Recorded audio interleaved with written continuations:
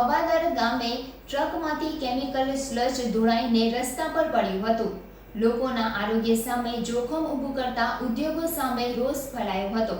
GPCB દ્વારા company સામે કાર્યવાહી કરી સ્લજ ઉઠાવી લેવા તાકીદ કરી હતી.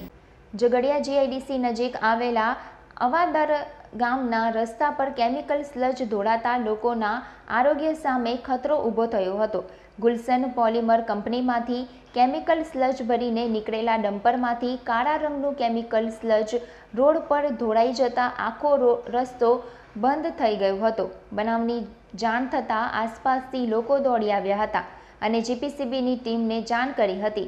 જીપીસીબીની ટીમે તપાસ કરતા કેમિકલ સ્લજ ગુલશન પોલિમર કંપનીમાંથી સ્લજ ભરવામાં આવ્યો હોવાની વિગતો સામે આવતા કંપનીને નોટિસ આપવામાં આવી હતી. બીજી તરફ રોડ પર ઢોળાયેલા સ્લજને કારણે આરોગ્ય સામે ખતરો ઊભો થઈ શકે તેમ હોવાથી સ્લજને તાત્કાલિક અસરથી બીજા વાહનોમાં અન્યત્ર ખસેડવાની તજવીજ હાથ ધરવામાં આવી હતી.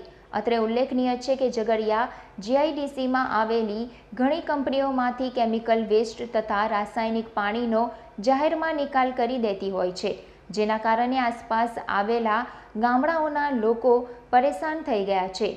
ગુલશન કંપનીમાંથી નીકળેલા હાઈવામાંથી સ્પીડ બ્રેકરના કારણે સ્લજ રોડ પર પડ્યો હોવાનું અનુમાન છે. તમારું નામ શું?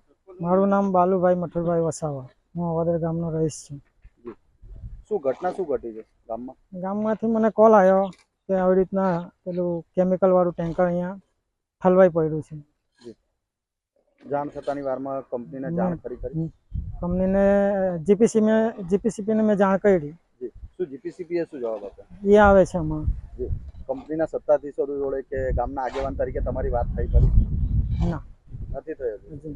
એ લોકો કોઈ જવાબ આપે છે ખરી કે કોઈ હાજર થયું હોય એમ? ના.